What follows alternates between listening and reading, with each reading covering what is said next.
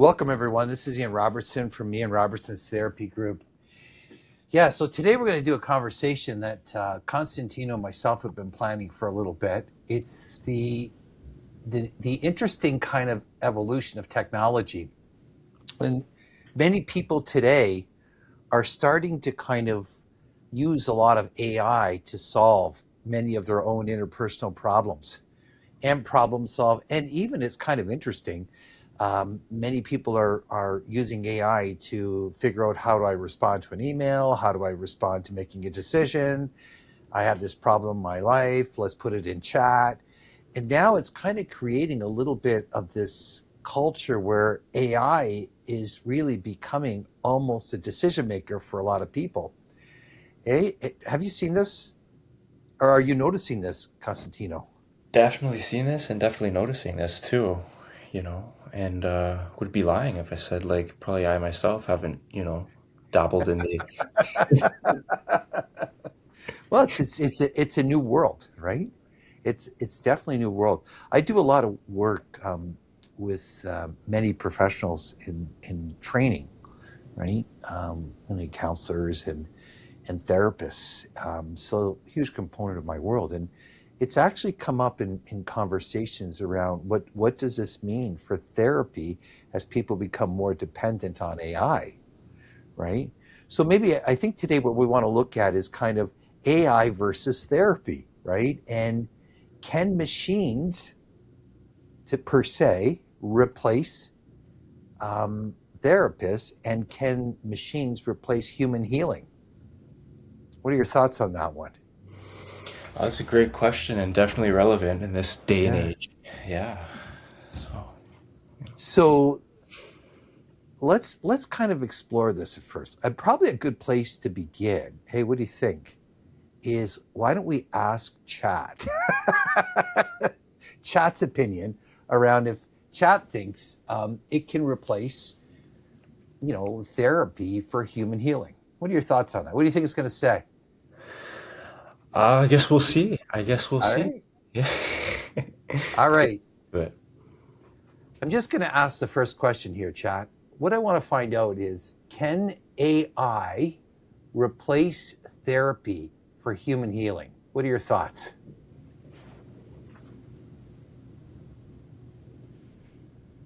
AI can support therapy, but it cannot replace the human connection needed for healing. Personal interaction and understanding play a crucial role in effective therapy. Huh. Well, that's a pretty good place to begin, eh? Hmm. So listen, let me kind of look at this a little bit, or let's both look at it together, right? What do you think the role of human healing plays in and human connection? What do you think the role of human connection plays in the healing process? Well, I think in the therapy room, I mean, like the therapy room serves kind of sometimes as like a microcosm of the real world. And we have the opportunity as therapists to like work with clients on it, different things like attachment patterns and stuff like that. And it's also an opportunity to learn, how do we tolerate discomfort. We examine, patterns, in the client's life. We do assessments and things like that, you know so the role of therapists is also to support, I think. Hmm. Right. Well, I'm kind of thinking about, okay, historically, how do humans solve problems in Together. general, Yeah. right? And so you either solve problems alone or you solve problems with other people, right? Through conversations or, support or some mentor in your life or therapy, right? And so now you're seeing that generally in history, with when we have things that become difficult for us to cope with, I mean, having another person to kind of sit and have empathy and connection with is part of what historically we've used to kind of help us not only solve problems, but actually manage all of the emotions and having a place where we can be with somebody to kind of process that emotional experience, Mm, right? mm, So I'm wondering, like now what we're seeing is more people are turning towards AI instead of people, right? So this shift is really happening, right? And so I guess here's maybe the first thing I'm thinking about. What do you think the risks might be to that? Yeah. Well, ethically, I think you're right. Like, I think we are hardwired for connection, like as human beings. Yeah. And growth often comes in connection. And I think that, you know, AI is probably maybe limited in context, like just to kind of what the user shares with them, and so the AI side of it is that the AI, I think, maybe turns to like, the validation and the understanding, you know, piece of it, but really maybe misses opportunities that you would have otherwise with a real, person sitting in a room where you have to sometimes sit with ambiguity. You have to learn how do you tolerate discomfort, you know, and you also, I think, like integrate some responsibility also, and there's also an accountability piece too. And that's, I think, how we kind of grow as people. Yeah, it's like, you come into the world, and when you come into the world, the most important thing we talk about that matters is attachment, Yeah. right? And obviously there's obviously in utero that attachment already starts. But as soon as you enter the world, the most important thing is attachment. And attachment wires up the nervous system.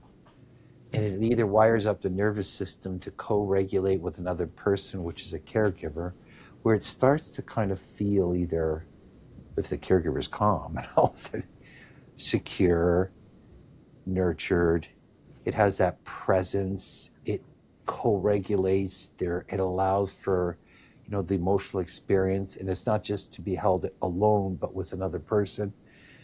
And we need attachment from our first breath to our last breath, right? So whenever we lose attachment, we go more into aloneness, the more our nervous system goes more into survival system potentially. And so I think about how might AI be getting in the way of the natural process of human attachment? And is there a risk for people? I think that's the big one, is maybe if, is there a risk for people? Right. What risks do you see? Yeah. Well, can we ever truly learn? I think some of the work is helping clients to learn healthy attachment, and can we ever truly learn healthy attachment just by ourselves? Well, I mean, here's maybe the question. What do we see in the digital world today? So the more you're becoming attached digitally, that leads you, I'm imagining, more into isolation, right? Rather than attaching to humans, Yeah. right? Yeah. And so there is for me a question around how much can digital attachment dehumanize connection, right? And can you Yeah. see the connection there? Yeah. Yeah. I think the world is going digital, and I think what we're seeing from a lot of our clients, I don't know about you, is sort of what we tend to do when we get overstressed, over anxious, is that we isolate. Well, I mean, that may be a natural biological and evolutionary survival response, that we go more into that freeze response. But the means out of it is actually, the more we go into stress, into fight or flight, and into freeze, the more alone we become. Yeah. The more So, we go down that, the more we upregulate out of that, the more we go back into connection, yeah. So the right? And over index of the digital world and of the isolation has a way then of maybe colluding with our own, freeze response. well, I mean, what it does do certainly is, I think it can move us more into aloneness, Yeah. right? Um, you know, Let me just ask, I got to ask Chad a question, okay? What do you think we ask the question is, Can the overuse of AI cause indecisiveness and aloneness, disconnection? What do you think? Huh? All right. See how it answers. Yeah, let's find out. Mm. Can the over-reliance on ChatGPT lead to more dependency on chat and less ability to make decisions? And can it lead people to become more disconnected to human experiences as it becomes more dependent and isolated with chat? Over-reliance on ChatGPT could lead to dependency on technology for decision making. It may also reduce face-to-face interactions and make people feel more disconnected from real human experiences. What do you see the risk of that, Chat?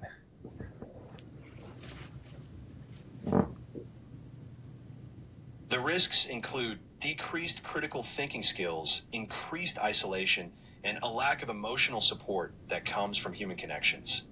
It could also lead to misunderstandings and superficial interactions. And if that all happened, what would that mean for a human?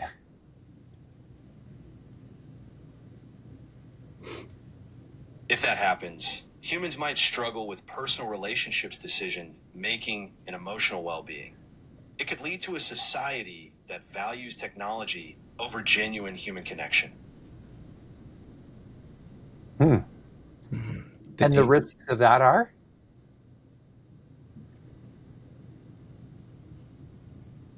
The risks include increased mental health issues, weakened social skills, and a lack of empathy. It could also result in a more fragmented society with less community support and understanding. Well, isn't that interesting, eh? There's some information. Yeah, well, it's right from chat, right?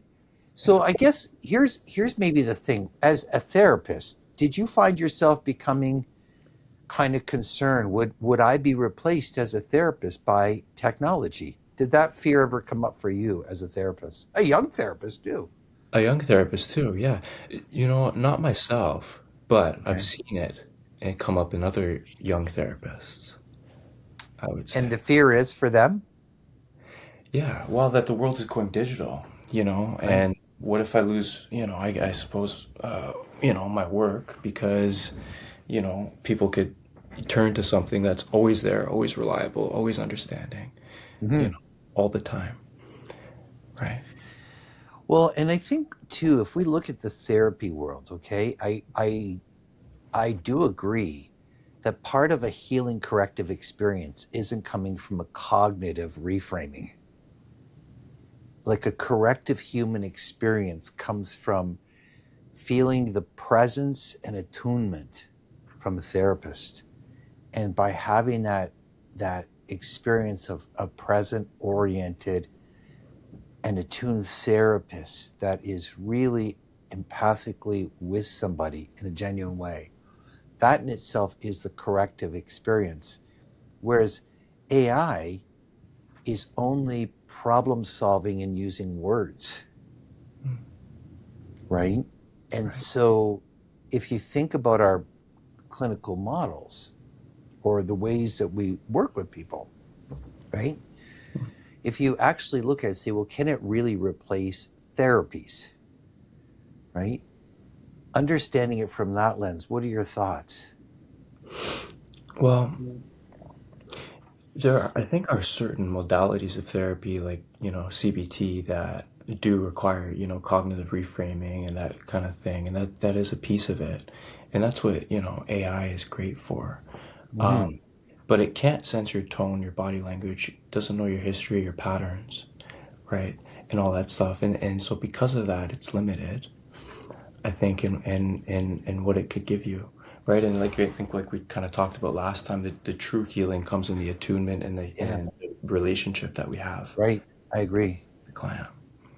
Well, and let's, for us working in mental health and addictions and trauma, which at the root of all of many people with mental health and addictions, because over 90%. Mhm. The felt experience of not feeling safe inside of yourself or outside of yourself with other people is profound. And the thing around that lack of safety isn't coming from the part of the brain that knows conscious awareness, right? It's not the part of the brain that is, it's below the cortex. It's below that deeper part of the brain that's more unconscious.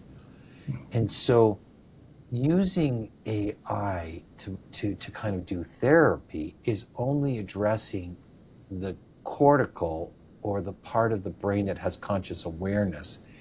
Majority of our clients in their suffering and their struggles is subcortical, and it's in the part of the brain that holds bonding, attachment issues, trauma issues that are all held in the emotional parts in the unconscious. And so if you think about that, in order to kind of work through that, it needs to have a felt experience through another person, right? AI can't actually get to that place. It only can get to the part of the brain that has conscious awareness, but not that deep kind of space that feels unconscious, unsafe, fearful, because AI doesn't feel emotions. Right. It hears words. Yeah. And it simulates emotions. Well, does it? Do you Yeah. think it can actually simulate emotions? So like you and me are sitting here talking right now, Mhm. right? So hypothetically, would it be able to actually simulate the emotions that are even happening between you and me right now? Or could it only analyze the words? It could only analyze the words, right? Right. It could only use what it's given. Yeah. Yeah. And create an interpretation of what could feel like, you know, something, a felt sort of emotion, but can it ever truly be accurate, you know? And so if you think about it, just by having something giving you that information back, but not a human, because our nervous systems connect to our clients' nervous systems, and our clients' nervous systems, are connecting to us, right? And so through that we can co-regulate, and then through that we can have a felt experience, Yeah. right? Yeah. Yeah. AI won't give you a felt experience. Mhm. It'll help you to feel heard. Right? Do you know what I'm trying to say? Yeah, which it's great at. That's what people say most commonly is, For you know, sure. oh, it's understanding, it hears me. Hmm. I think there's lots of ways that it can be beneficial, Hmm. right? For so I mean, if you think about what are the things it can be beneficial for, and where might that begin and end, and where might AI not be helpful? Yeah. What are your thoughts? Well, if we go back to what you were just explaining about the brain and the frontal lobe, the thinking part of your brain, anything that any issue that it only really requires access of that, so if we're talking about maybe our sort of surface level like issues, right? Yeah. As opposed to deeper rooted things. And I think the issue is our clients come in and truthfully they don't really know what their issues are, Yeah. you know so, and it's up to us as therapists, to work with them and together to help explore what really are your issues. Sometimes they come in with things that they think are their issues, Yeah. and after working together they realize, oh no, Yeah. yeah, Because some of those issues are actually found in the patterns yeah, of early development that clients aren't linking, mm, right? And so that's where also having a therapist and observer that's actually able to kind of explore and understand that and make those links is huge. yeah, yeah, yeah. So I would say maybe the surface level sort of issues, Yeah, uh, yeah, I agree. psychoeducation, they want to learn about something. It's fantastic, and you could use it as maybe a tool in therapy or something, to I this, agree with that. right? You know what else is interesting I was thinking about too, eh? Hmm. Um, I mean, now we know we can say that the overuse of AI actually weakens human connection because AI told us that, and we already know that, right? We already see that. Think of the world of kids with gaming now and how they isolate to rooms and disconnect. So we already know that the over reliance on technology creates greater or weakens human relationships and connections. So we already know that at some level, right? And AI can become kind of something that can, it can actually get in the way of people learning how to reach out and ask for help, Yeah. right? Yeah. Because, but there's another thing I think about too, right? There's other things that are different that can create some challenges. So when you see a therapist, obviously you see a therapist, you get confidentiality. Hmm. Do you know what I'm saying? Yeah. So you sign some forms, and you know that we're not supposed to talk to anybody Yeah. except in the situations where, there's risks, threat, that kind of stuff, right? Protection issues, whatever. But basically, therapy has a very confidential, kind of environment. Hmm. Wonder what that looks like when you're putting all of your data and Hmm. all of your stuff into AI, Yeah. and and what does that mean for privacy? What does that mean for data use? What is that? Because we also know data, obviously they take all your information, and it's not saved in a server in Canada. This is going to some, most likely American or some other country server, and how that data gets used, manipulated, how it gets interpreted, where it gets stored. Like, what are your Yeah. thoughts on that? The Yeah. ethics around that? Yeah. I mean, it's, in therapy, we have confidentiality. In AI, I think we have like terms of service, which Hmm. are like two very distinct concepts. And if, what we were just talking about with attachment, I think like the confidentiality piece is also a great opportunity to learn about healthy attachment, right? You're putting your information and you're being vulnerable with somebody, Right. Great point, who's, Constantino. Really good point. yeah, who's often a stranger, and you're trusting in them, and that's a good Yeah. opportunity, and it's the first thing that ever Yeah. happens in a therapy session, you know. So I think it's the confidentiality piece is also a great opportunity for us as therapists too to learn, and these terms of service. I think there's some ambiguity around all of it still, and there's still kind of understanding, how to keep people's like data and privacy safe and stuff. Yeah. You Yeah. know. I do think that there is questions around when you share a lot of information, private information. AI can't protect anything.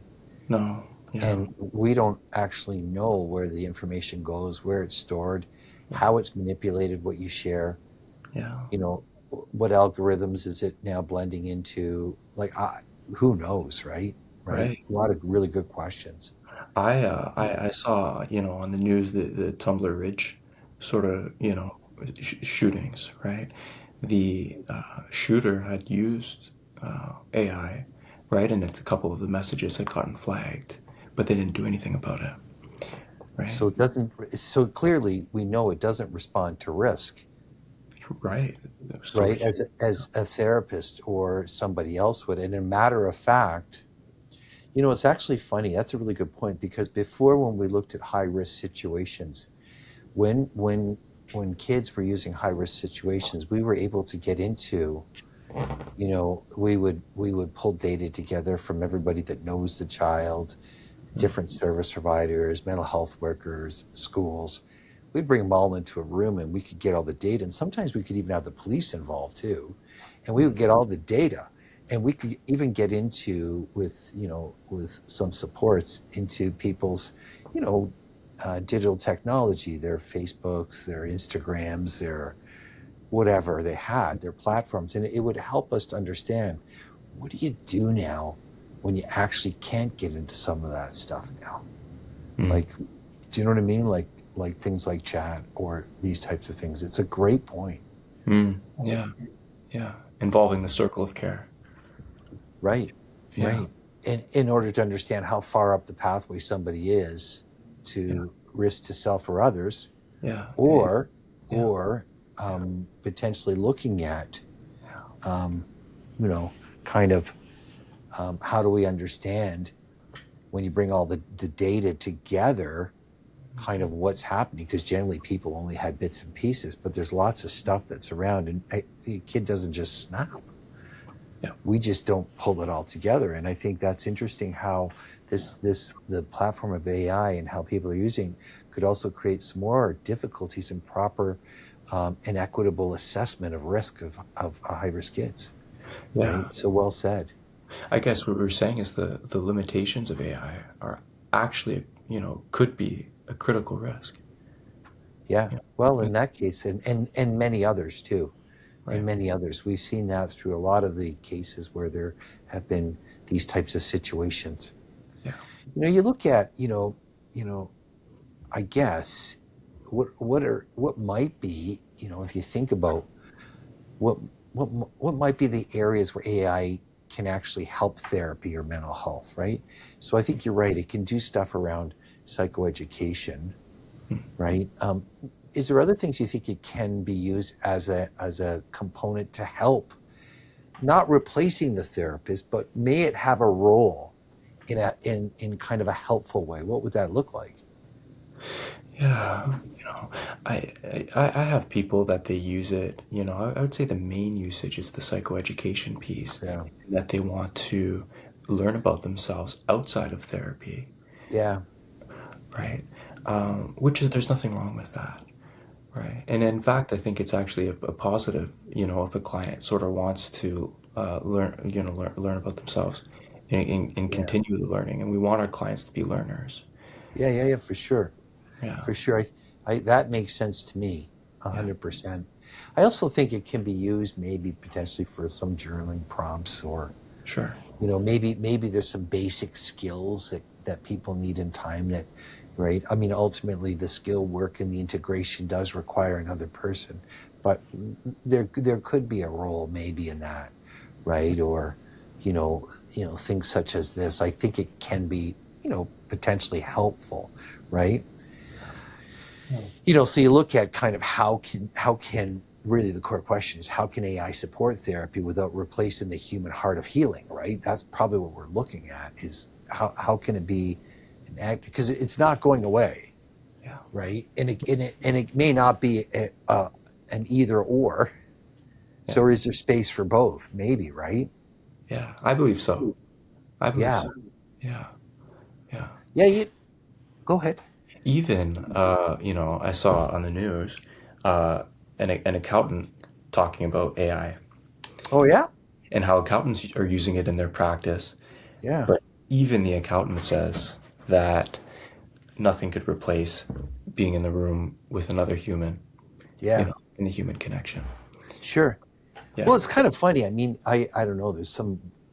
I think there's going to be a bit of a change with it too. I mean, if I look at, let's say if I'm on a YouTube video and I look at it and go, it's AI, I scroll past it because it's not real human. right, right now, I'm like, oh, that picture's AI. Forget it. Just move on. Or that video is AI'd. Right. So, like, as soon as you know it's AI, I don't even want to look at it. Right. I don't know if other people feel like that, but I do think that there's a little bit of a kind of maybe a negative also potential implication of it too, right? But because I think people still want to see people. Yeah. I think you're right. Like, inherently, people do have a need. We do have a need for other people. Yeah. Right. And so, and helping people see that, or sit with that. Here's the other thing, Constantine. Do you think just giving advice to humans changes behavior? Well, I mean, maybe that's one for AI. Maybe we ask AI that. Yeah, let's find out. That's probably a pretty good question. Yeah, let's find this one out. Okay, that's actually a good point here. Does purely giving advice through AI actually change human behavior?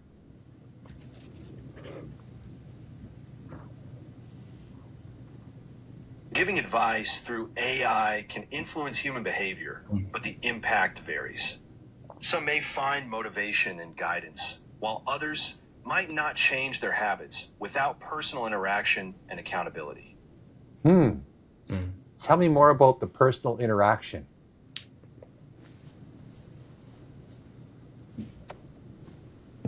Personal interaction fosters trust and emotional connection, which are vital for effective communication. It allows for empathy, understanding, and tailored responses that AI may struggle to provide. This connection can encourage individuals to open up and make meaningful changes. Yeah, so real motivational change really requires an emotional experience for a client through another person, is what you're saying.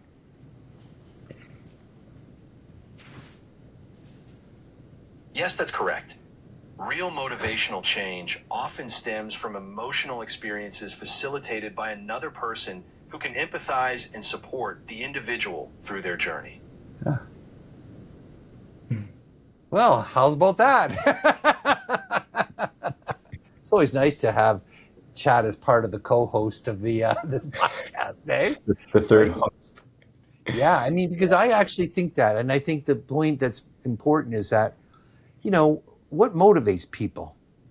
If you sit with somebody and you can explore and get to the emotions behind the words and the experiences behind the words, and you actually have somebody who gets that, and you have somebody that's actually trying to explore, you know, what does that forward movement look like for you? And just sit and explore that. How powerful is that? That's super powerful. I mean, it's at the core of why is therapy different from getting therapy from a robot. Well, Yeah. and you know what's interesting, hey Constantino, that's a great point, because I think here's the thing: AI just gives you answers Yeah. and options, but it actually doesn't allow you to sit like with a therapist, like the good work you do, and actually have people, we don't actually give advice, right? For the most part, we really want to sit, hold the space, and let the person reflect intrinsically, because it's this intrinsic reflection that allows them to land on what might work for them, that thing for them, right? Yeah. AI just gives answers. Yeah, exactly. And you can't So different. so different, two different worlds, you know. Yeah. And you can't do that with an AI, right? With a robot. So when Yeah. people use it to replace therapy, it's limited, of course, you know. Yeah, totally agree. Yeah. Well, you know, I guess we're landing on this place of saying, can a machine facilitate healing, or can it only stimulate it? What do you think? You know, it's a great simulator. You know, it could sometimes mimic what, you know, healing might look like for a client, but it's not actual healing. Yeah. I mean, it could stimulate a lot of things, but it can't, like you said, simulate Yeah. healing, because healing requires, to some degree, you know, it requires reflective insight. It requires processing emotions that may not be obvious, and you know what I'm saying, and within that, starting to create your own meaning making experiences. Yeah. Yeah. I think it's you know, our role is sometimes to help guide the client to the correct, like Yeah. you're saying, you know, the correct Right. answer, because the client doesn't know, you know, and and truthfully, we don't know either as therapists. That's the Yeah. beauty of the process, you Right. know, helping, and the I true agree. power is when they come up with, you know, or our Yeah. people come up with, you know, and Yeah. that's, you know, that's what will stick. Yeah. So Yeah. Healing requires a lot more than just giving advice. for And I sure. also think too, healing requires healing of a nervous system, which words can't do. Cortical work and just words can't heal a nervous system. A nervous system has to sit with you know, another person that can hold that space and just begin to feel, notice, and then mindfully focus Yeah. and start to learn how to begin to notice where it is in the body. Yeah. It's very different from advice giving, eh? Learning nervous system regulation Yeah. and upregulation. Yeah. I The other think thing, oh, Mhm. go ahead. Yeah, go ahead. It's a great, opportunity to maybe understand the client as well. If you have a client, or you're somebody that you're over, Yeah, turning to AI, constantly and things like that. What kind of information does that say, about the person, the client that's yeah, using AI, and their, state, yeah, in their history, and their that they're seeking for advice, and that yeah, feels safer for them, right? yeah. Maybe their attachment patterns. The other thing too, yeah, like it's because all of that is leading to what I think somebody starts to feel, which is self integration or some synthesis or reconnection back to the self in a deeper way. And there's also another thing about healing for many of my clients is they talk about healing as connection to this thing greater than them, like some spirituality or Mm. some existential kind of change process or transformation. So it feels for me like I have many clients that look at it beyond just and mind and body and thoughts and emotions, but they see it as also another dimensional aspect, Mm. which I think is powerful in the healing process, where I don't think a machine can facilitate or even kind of connect to that, right? No, yeah, yeah. That speaks to the client's values, is what I'm hearing too. Yeah. You know, Yeah, I agree with you. I yeah, think it really does. It yeah, speaks to values, yeah, but I think it also speaks to deeper needs, very deeper needs in people, right? Not everybody, but some yeah, people, right? Whatever that is for them, yeah, right? yeah. Deep needs that can't necessarily be accessed just on, by surface level advice giving conversations, right? Yeah, Yeah. yeah, Great conversation today, yeah, yeah. right? I guess here is really kind of the final thing to look at, right? Mm. Is kind of, if we think ahead, maybe thinking, about therapy and how therapy is going to change. How do you think it's going to change in the next 5 or 10 years because of AI? Well, Will therapists be more valuable or less valuable, or should yeah. therapists adapt or resist? Right? What should they do? Right? Adapt, Yeah. adapt. Okay. Yeah, Speak yeah, more. yeah. This is your generation, not mine. You're not Right? that old. You're not. Well, I mean, yeah, I think you have a longer kind of career left now that I'm I on hear the you. other end, I hear right? you. So tell me about what that would look like. Yeah, well, the very fact of this conversation is maybe a great opportunity to reflect on what do we bring to the table as therapists, and get back to the core of therapy, you know, Right. which is in the attunement and the things that AI cannot give to the Yeah. client, but that the client inherently and will always need, Yeah. in this generation or the next or the one after, right? Yeah. And so it's maybe like taking a look at maybe the shift, how maybe we as therapists have also shifted with the AI towards the psychoeducation, the advice giving, Yeah. all of that, the theory that, I Yeah. learned in school not that long ago, and maybe make a shift back to the co-regulation side of it, the understanding, the attunement, and those things, right? Yeah. Yeah, yeah, adapting. Yeah. Yeah. I think there's a lot of space to maybe do both and adapt, but Yeah, I do want to, because I'm a therapist, I'm always going to side on the side of therapy, right? AI can be maybe something that can support some parts, but ultimately, healing happens in connection. yeah, Healing happens with another person. The self can't see the self because majority of the self that operates day in day out is unconscious and not accessible, right? And I do think that's where having somebody else is so important, right? mm, Hey, listen, if somebody who's listening, or maybe paying attention to our podcast, or somebody's actually gone online and listened to it, and they're wondering about, should I talk to AI or to a therapist? What would you want them to consider? And, and if you had them consider something, right, what therapy, might they consider, and, and, and what is it the therapy can offer that basically AI can't? What would you, what would you make recommendations?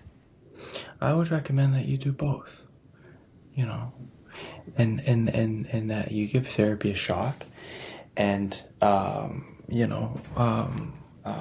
think the best kind of blend is probably a combination of both, in my opinion. Right. Yeah. How would you help a client decipher that if you were giving some advice to somebody who's listening? So make the case for you. Why you? If you could do both, why would they pick you? Yeah. Well,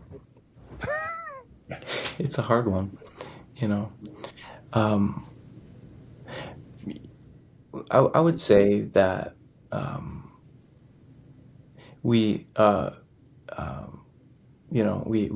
we don't always know what's wrong with us, or what kind of our sort of issues are, and to explore it with another person is a great opportunity, I think. Right. Well, and I also want to make the last final case to it. Yeah. The majority of human behavior is patterned from the part of the brain that conventional memory doesn't have access to.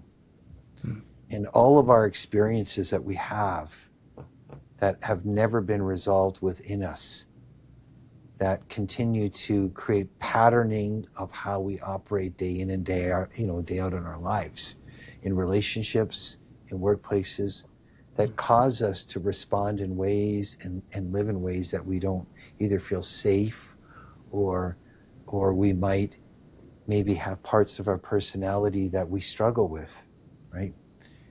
Therapy gets to that deeper unconscious, that stuff that's not accessible through conventional memory and conventional thinking.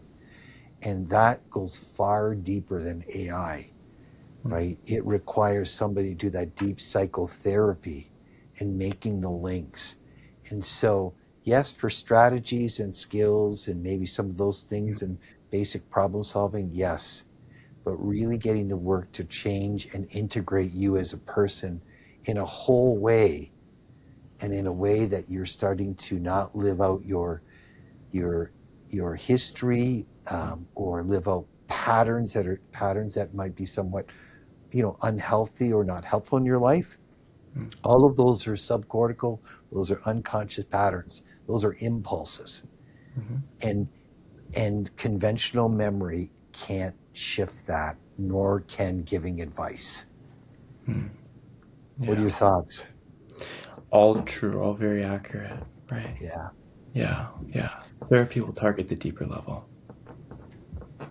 And so, this has been a great. What did we miss in the conversation? Not too much. We covered a lot here today. Yeah. Yeah. Well, this conversation helps us to remind us that the more digital we become and the more dependent we are digitally, the more alone we are. And the more we become more isolated, because now your connection is to a digital technology, that creates more aloneness. But we as humans, it's a biological imperative that we need connection, we need safety, and from that we can create some sense of meaning and kind of connection to ourselves and the world around us.